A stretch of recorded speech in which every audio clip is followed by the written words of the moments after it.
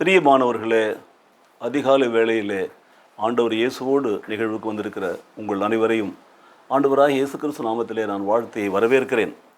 இந்த நாளில் கூட கர்த்தருடைய வசனம் இப்படியாய் சொல்லுகிறது. வெளிப்படுத்துதல் புஸ்தகத்தில் 7ஆம் அதிகாரம் 17ஆம் வசனம் இப்படியே வாசிக்கிறோம். தேவன் தாமே இவருடைய கண்ணீர் யாவையும் துடைப்பார். பரலோகத்தில் இருக்கிற வேளையில் பரலோக காட்சியை காண்கிற பொழுது இந்த யோவான் தன்னுடைய வெளிப்படுத்தல் புஸ்தகத்தில் இதை எழுதி வைத்திருக்கிறார் பாருங்கள். ஆகவே இந்த வசனம் பரலோகத்தில் நம்முடைய கண்ணீரை துடைப்பார் என்று அர்த்தத்தில் எழுதப்பட்டிருக்கிறது. ஆனால் பரலோகத்திலே கண்ணீரை துடைத்து நாம் கண்ணீர் இல்லாமல் வாழ வேண்டும் என்று சொன்னால் கர்த்தர் பூமியிலேயே நம்முடைய கண்ணீரை துடைத்து நம்ம இந்த கண்ணீரெலாம் வாழ வைக்க வேண்டும் என்பது தான் அவருடைய சித்தமாக இருக்கிறது பாருங்கள். ஆகவே பூமியில் நம்ம எவைகளை கட்டுகிறோமோ அவை பரலோகத்தில் கட்டப்படும் என்று சொன்ன கர்த்தர் தான் இதை சொல்லியிருக்கிறார். பூமியிலே நம் கண்ணீரை துடைக்கிற கர்த்தர் தான் பரலோகத்தில் கண்ணீரை துடைத்து வைத்திருப்பார். கண்ணீர் இல்லாத ஒரு வாழ்க்கையை கொடுப்பார். ஆகவே இந்த பூமியில் நாம் வாழ்கிற பொழுது நம் துக்கத்தை நம் பாடுகளை சுமந்த ஆண்டவர் இயேசுவின் மேல் நம்பிக்கை வைக்கிறவர்களாக இருக்க வேண்டும்.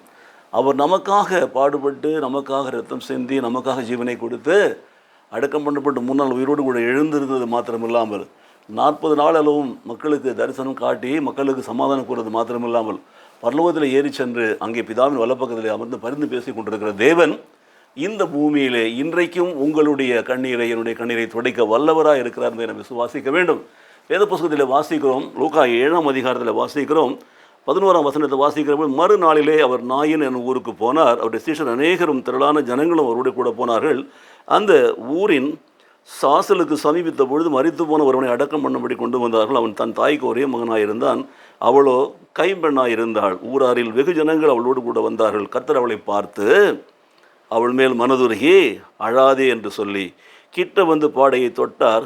அதை சுமந்தவர்கள் நின்றார்கள். அப்பொழுது அவர் வாலிபனை எழுந்திரு என்று உனக்கு சொல்கிறேன் என்று சொன்னார். மரித்தவன் எழுந்து உட்கார்ந்து பேச தொடங்கினான். அவனை அவர் தாயிடத்தில் ஒப்புவித்தார் என்று சொல்லி நாம் பார்க்கிறோம். கண்ணீரை துடைக்கிற தேவன் இன்றைக்கும் இந்த பூமியிலே அவர் ஜீவிக்கிறவராக இருக்கிறார் என்று நாம் விசுவாசிக்க வேண்டும். நம்முடைய வாழ்க்கையில் வரக்கூடிய கஷ்டங்களை அவர் காண்கிறார். நாம் அவரை நோக்கி பார்த்து அவரிடத்தில் நாம் கேட்கிற பொழுது இன்னும் அதிவேகமாக நமக்கு வந்து நம்முடைய கஷ்டங்களில் விடுதலை கொடுக்க வல்லவராக இருக்கிறார் பாருங்கள். மாத்திரமல்ல, அவர் அழாதே என்று சொல்லி கண்ணீரை துடைத்தார். இன்றைக்கு நம்ம அழக்கூடாது என்பது தான் தேவனுடைய சித்தம். பூமியிலேயே நாம் எப்பொழுதும் அழாமல் சந்தோஷமாய் வாழ வேண்டும் என்று சொன்னால் நம்முடைய வாழ்க்கையின் நிலையை நாம் மாற்றிக்கொள்ள வேண்டும். ஆண்டவருக்கு பிரியமான பிள்ளைகளாய் வாழ ஒப்புக் கொடுக்க வேண்டும். ஏனென்றால் கர்த்தரை நாம் விசுவாசிக்கிற பொழுது பாருங்கள், கர்த்தர் நமக்குண்டான எல்லாவற்றின் மேலும் அவர் என்னவாக இருக்கிறார்? அதிகாரம் உள்ளவராக இருக்கிறார். அதை நாம் விசுவாசிக்க வேண்டும். 139ஆம் சங்கீதத்தில் வாசிக்கிறோம். 2வது வசனத்தில் என் உட்காருதலையும் என் எழுந்திருத்தலையும் நீர் அறிந்திருக்கிறீர். என் நினைவுகளை தூரத்திலிருந்து அறிகிறீர். நான் நடந்தாலும் படுத்திருந்தாலும் என்னை சூழ்ந்திருக்கிறீர். என் வழிகளெல்லாம் உங்களுக்கு தெரியும். நம்முடைய எல்லா காரியங்களும் அவருக்கு தெரியும் பாருங்கள். ஆகவே இந்த பூமியிலே நாம் அவருக்கு பிரியமான பிள்ளைகளாய் வாழ ஒப்பு கொடுத்து அவர் வழிகளில் நடக்கிற பொழுது, அவரை தேடுகிற பொழுது, அவரை நோக்கி கூப்பிடுகிற பொழுது அவர் நம் கண்ணீரை துடைத்து அழாதே என்று சொல்லி நம்மை ஆறுதல் படுத்தி நாம் எதற்காக அழுகிறோமோ அந்த குறைகளை நிறைவாக்கி நம்மை ஆசீர்வதிக்க வல்லவராக இருக்கிறார். விசுவாசிக்கிறீங்களா? ஆகவே வாழும் நாட்களிலே நாம் சந்தோஷமாய் வாழ வேண்டும் என்பது தான் தேவனுடைய சித்தம் பாருங்கள். அப்போது நம்முடைய நினைவுகளை அறிந்திருக்கிறார், நம்முடைய உட்காரத்தில் அறிந்திருக்கிறார், நம்முடைய எழுந்திரத்தில் அறிந்திருக்கிறார், எல்லாவற்றையும் அறிந்திருக்கிறவர். நமக்கு உண்டான துக்கத்தின் காரணங்களை, கசப்பின் காரணங்களை அவர் அறிந்திருக்கிறவர். நாம் அவரை நோக்கி பார்க்கிற பொழுது, அவருக்கு பிரியமாய் நடக்கிற பொழுது எல்லாவற்றையும் மாற்றி போட்டு நம் கண்ணீரை துடைத்து நம்மையும் அழாதே என்று சொல்லி நாம் தேவை என்ன என்று கேட்டு, நான் உனக்கு என்ன செய்ய வேண்டும் என்று கேட்டு அவர் செய்ய வல்லவராக இருக்கிறார். அந்த தேவனை நோக்கி நாம் பார்ப்போமா?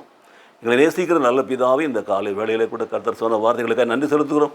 கர்த்தர் நிச்சயமாகவே பரலோகத்தில் எங்கள் கண்ணீரை துடைக்கிற தேவன் என்பதை நாங்கள் அறிந்திருக்கிறோம், விசுவாசிக்கிறோம்.